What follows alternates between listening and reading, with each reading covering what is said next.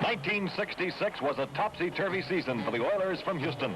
After opening with great promise, the blue and white suffered some heartbreaking setbacks. Against the San Diego Chargers, the offensive unit was holding its own. Don Trull was dead on target to fleet Charlie Frazier, and the speedy split end carried the ball and a Charger to the 1-yard line early in the third quarter. On the very next play, Oiler quarterback Trull blasted his way into the end zone to pull the Houston club ahead.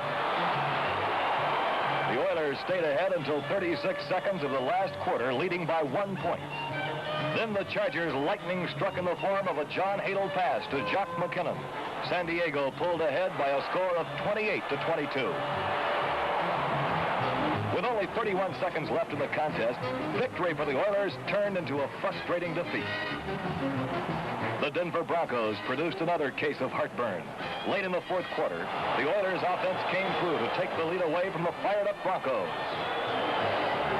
But there was more than 4 minutes to go in a contest that the Houstonites controlled by a narrow 1-point advantage. Then the impossible dream occurred. Gary Croner's 46-yarder split the uprights and killed Houston's victory in the final 27 seconds. The curse of the clock was dragging a great season into a nightmare. In the last, troops to go for the win. George Blanda's pass to Bob McLeod was picked off by Haygood Clark, who then proceeded to fulfill the prophecy of the clock. Bob Talamini made a diving attempt to stop Clark, and the clock jinxed. But 1966 football history was against the Oilers, and Clark scored. With only 27 seconds left, the Oilers suffered another 11th-hour loss. In the last game of the season against the Miami Dolphins, the offensive unit was clicking like an expensive timepiece. Don Trull performed a flawless release to Lawrence Elkins, and the Oilers maintained a decided advantage over the rookie team from Florida. But in the final minute of the final game, the Oilers led by only 6 points. Then the time bomb exploded. Rookie quarterback John Stofa of Miami connected with Joe Auer, and Houston's 2 minutes with destiny became a horrible reality. In these 4 games, the combined time of only 2 minutes made the difference between a winning and losing season. Can we do better? This is a question that can only be answered by looking at the nucleus of the new Oilers club. After the hopes of an Eastern Division title were dashed, the Houston Oilers decided to build for the future by giving youngsters valuable game experience. This is how they fared. Leading off the offense is Don Trull, former All-American from Baylor, who was college football's top passer in '62 and '63. In his third year as a pro, the 6'1", 190-pounder has maintained his passing accuracy. Here against the Oakland Raiders, he fires a drop-back pass to flanker Charlie Hennigan for a sliding 16-yarder. Trull combines his pinpoint accuracy with a cool scrambler's detachment. KC fields Trull's sting in a post pattern to Ode Burrell for a touchdown. The 24-year-old youngster from Oklahoma City can release the long bomb as well as thread the needle. This 42-yarder to Charlie Frazier is just one of 3 Trull TDs against the Patriots at Boston. Trull is not only a fine passer, but also an elusive runner. Opponents such as Buffalo have a twofold problem when up against the multi-talented Trull. Scrambling is an art young Don has mastered. But saving a play may have bruising repercussions.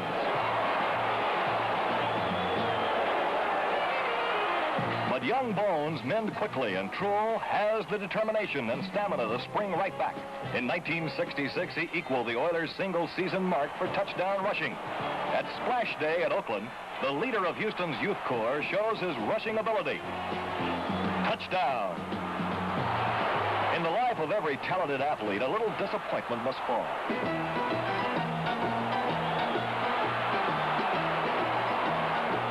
Did he make it?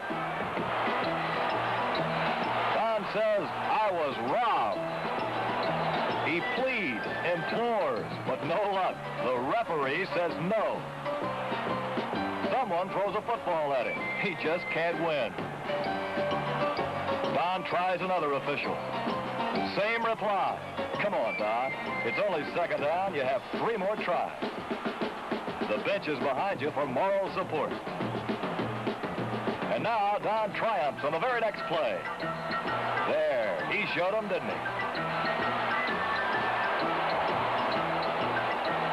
In the the final statistics development portends great promise for the Oilers' future. But Trull is just one of Coach Wally Lim's bright young lads as the blue and white build for the future. Split end Charlie Frazier is another reason to look toward Houston.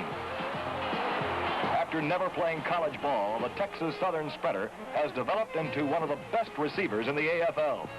Charlie could always run, but could he catch?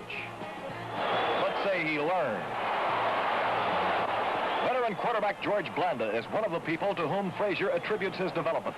But no one taught fleet Charlie Frazier to run 100 yards in 9.5, and that comes in handy.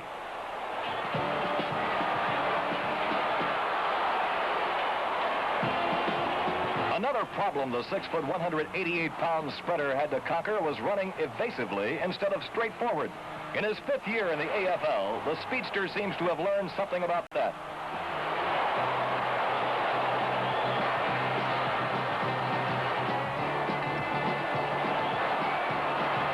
The Denver Broncos think Charlie knows too much. Frazier scored 6 TDs against them in 2 games. In fact, Charlie was second highest receiver in the AFL with 12 touchdowns to Lance Allworth's 13. With his amazing speed and rapid development, Charlie Frazier gives the Oilers outstanding potential. Rookie Lawrence Elkins is another fine young talent on Houston's pass-catching crew. The former All-American from Baylor is an old teammate of Don Trull's, and they have developed a smooth working relationship. The 22-year-old flanker has an excellent pair of hands and good maneuverability. Here he shows his style against Buffalo for a 62-yard gain. The young man from Brownwood, Texas, scores his first TD as a pro against Oakland in the Splash Day contest. But this was far from his last. Together with teammate Don Trull, Lawrence Elkins is a solid member of Houston's youth corps and shows great promise in the rebuilding program.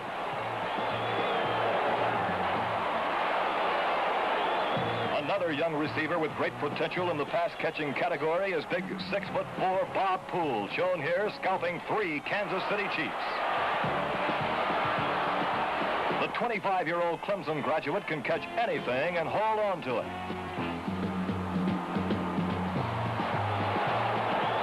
Backing up youngsters Elkins and Poole is 6-year veteran Bob McLeod, stretching for a Trull bullet. Here he wears number 83 after his number 81 jersey was torn off. The 6'5", 240-pounder makes an easy target and a big plus for Houston. Now let's take a look at those all-important men up front and see their prowess. Houston's forward wall is a mixture of proven veterans and promising youngsters. Bobby Maples is a converted linebacker who has moved to center in his 2nd year as a pro. The 6'4", 245-pound Baylor grad promises to give the Oilers the quickness and blocking agility an Oilers center hasn't possessed in the past. The outstanding newcomer in the Oiler offensive line was rookie tackle Glenn Ray Hines, who leaves little doubt that he will be one of the great offensive linemen in pro football.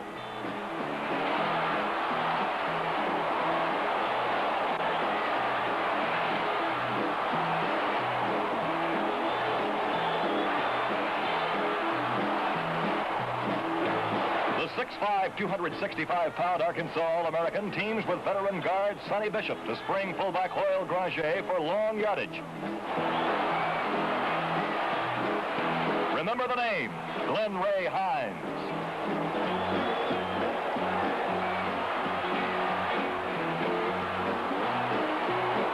One of the top veterans is the other tackle, Walt Suggs. The 5-year man from Mississippi State has already developed into one of the outstanding tackles in pro ball.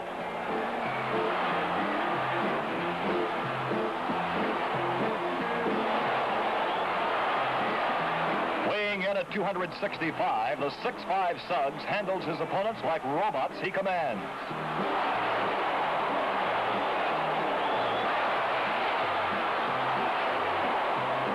A good offensive unit should work together. Sonny Bishop takes his man. Veteran All-Pro guard Bob Talamini widens the gap. Bob Poole eliminates the defensive back. Rookie fullback Hoyle Granger turns on the speed. Charlie Frazier takes care of the last threat, and Granger shows his first signs of greatness with a slippery 69-yard TD against Oakland.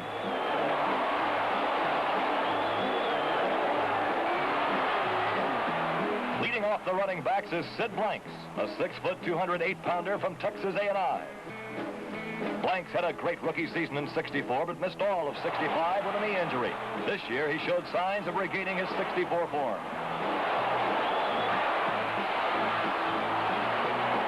Runner-up for Rookie of the Year honors in 1964, Blank's specialty is his outside running threat, as shown here against Denver.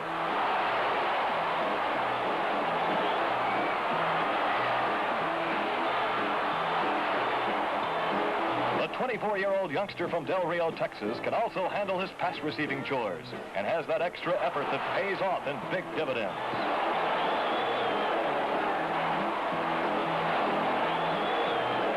Couple Sid Blank's running and catching ability, and there is no reason why Houston should not come up a winner many times over in the upcoming seasons.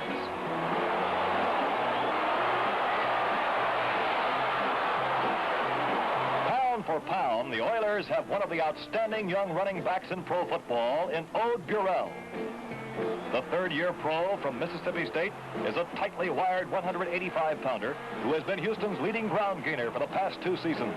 Burrell is a serious threat on the outside against any opponent.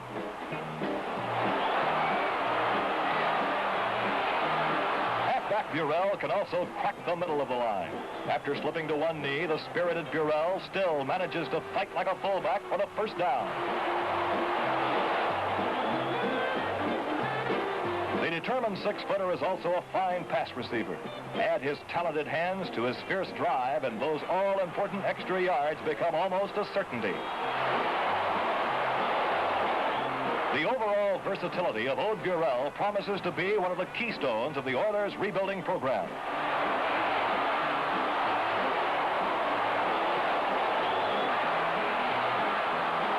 Rookie fullback Hoyle Granger was the most pleasant surprise of the 1966 season. Against the San Diego Chargers, the 227-pounder from Mississippi State set a single-game rushing record for an Oiler fullback when he pulled 183 yards on 19 carries.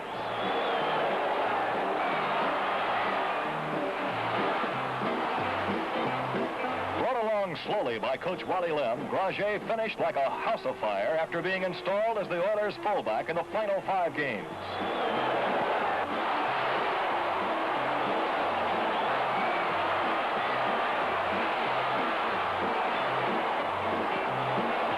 A 21-year-old pile driver, 6'1" Granger had a better rookie year than the highly touted Boston fullback Jim Nance.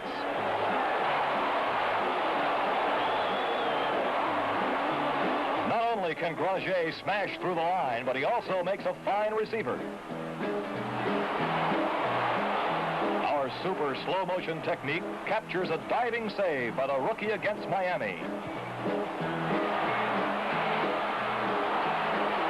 A hard runner, a dependable blocker, and an A1 receiver, Granger finished his first professional season with 388 yards rushing on only 56 carries for a brilliant 6.9 average per trip.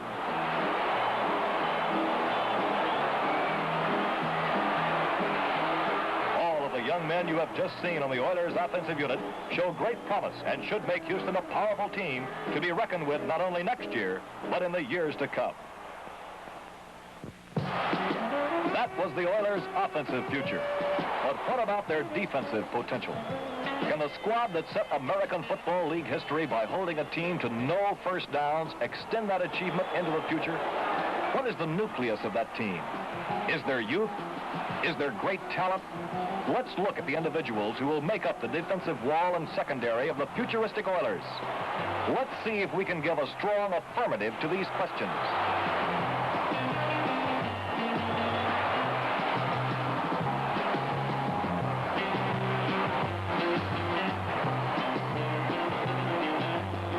One of the standouts of the 1966 season was Pat Holmes, a 6'5", 265-pound tackle who's in his 3rd year as a pro after a short tenure in Canada.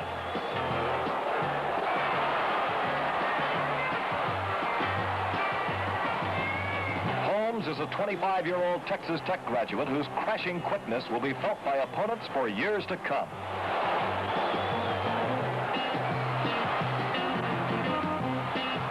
Running mate at tackle is big 6'9", 315-pound Ernie Ladd, a solid veteran who was hampered during the '66 season with injuries. The big lad still proved to be a huge asset for the Oilers. Ladd was picked up from the San Diego Chargers last year, and he shows where his loyalty now lies as he practically rips off John Hadel's arm. Rookie George Rice from LSU was sidelined most of the season with injuries, but when he played, he played. The 6'3", 265-pounder gives Houston added depth in the tackle department. At defensive end, there is great strength in former TCU All-American Don Floyd, a 6'3", 250-pounder. Don is one of the most consistent ends in the AFL.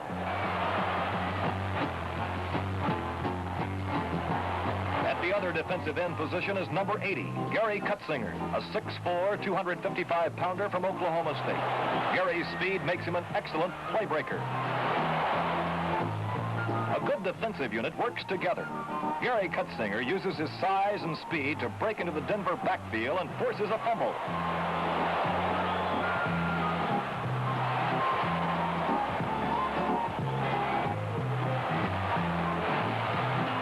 Ronnie Cavanis scoops up the fumble, and this is how a tight defensive unit turns into an offensive threat. Now let's take a closer look at the Oilers linebackers. One of the three young men behind the line is Ronnie Cavanis, a consensus All-American from Arkansas. A 22-year-old, 6'1", 225-pounder. Ronnie has quick reactions and is a hitter and a sure tackler on defense.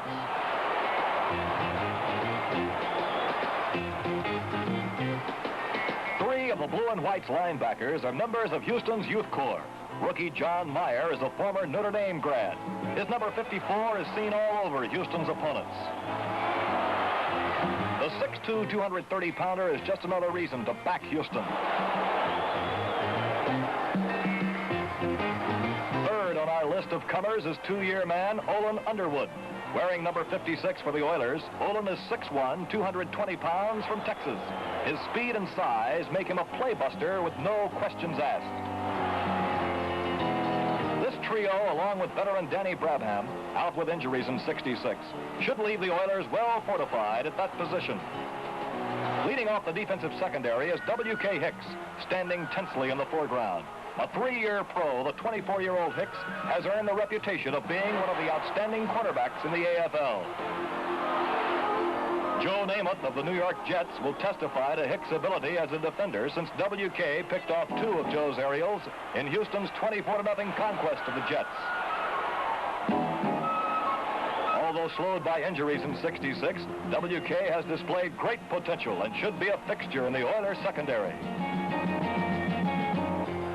The other defensive halfback is Bobby Jancic, one of the toughest little men in pro football at 5'11", 178 pounds. A graduate of Lamar Tech, the 5-year veteran was a little All-American. The 26-year-older from Rosenberg, Texas is not only a fine pass defender, but also a punt and kickoff return specialist. But more about that later.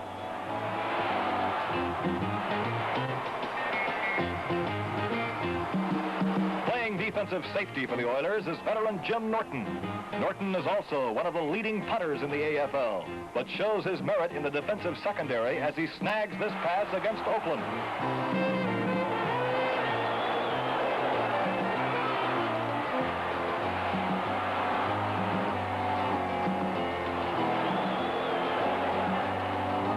An up-and-coming defender is rookie Theo Viltz, a USC product. This interception against Buffalo displayed his potential. Houston's defensive secondary learned a lot of costly but valuable lessons in 1966 and now has the youth and experience for the makings of a solid group in the years to come. Another rookie who shows great promise is Mickey Sutton of Auburn. Sutton upends Butch Bird, and the Buffalo is a little upset. An analysis of the Oilers' '66 season would not be complete without special mention of the all-time kickoff return leader of the AFL, Bobby Jancic. This versatile performer is another reason why fans and coaches alike are looking toward Houston for football of the first caliber.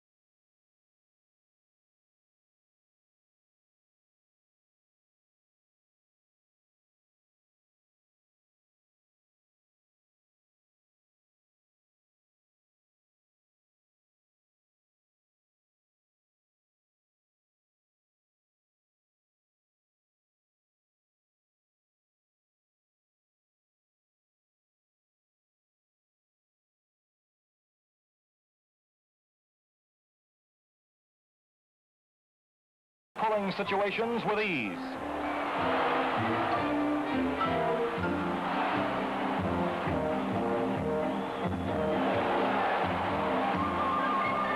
Here, Hefty Tom goes in reverse and takes care of a pass rusher by knocking him off his pens. With his power-packed brain, Regner is also capable of moving forward and mowing down resistance and should be a shot of adrenaline to the Oilers.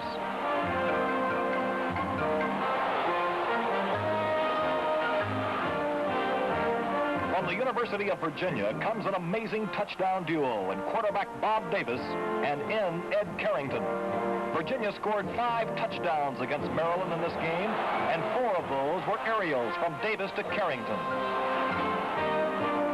The 5th touchdown was merely a keeper by the versatile 6'3" signal caller Bob Davis. Ed Carrington is a speedy 6'4" receiver whose abilities to catch and go should delight every Oiler fan. This 35-yard jaunt completes a 53-yard perfect play from Davis to Carrington. From the San Diego Chargers defensive secondary, the Oilers grabbed a 3rd-year pro, shown here stealing a Joe Namath pass intended for Don Maynard. Miller Farr, number 20, executes a perfect interception and shows his excellent speed and fancy footwork on the return. These are just a few of the young faces on the Oilers' horizon, of whom we are confident will develop as rapidly as the other young stars in the AFL, like Kansas City's Mike Garrett.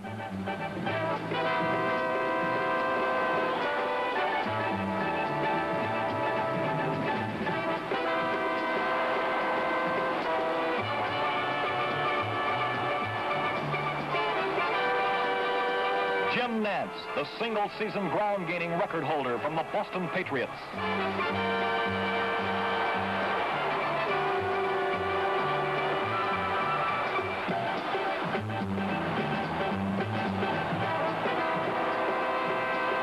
Pro football's premier pass receiver, Lance Allworth of the San Diego Chargers.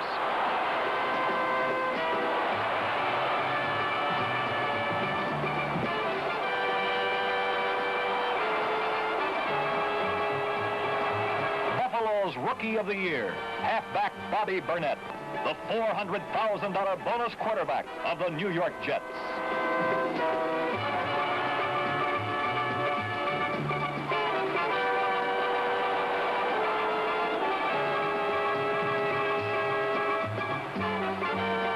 So there it is.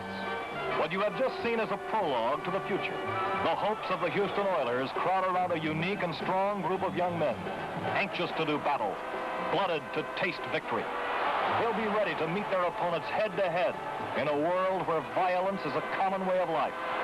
Youth and talent cannot be kept down for long, and these athletes will soon boost the Houston Oilers into the front ranks of professional football.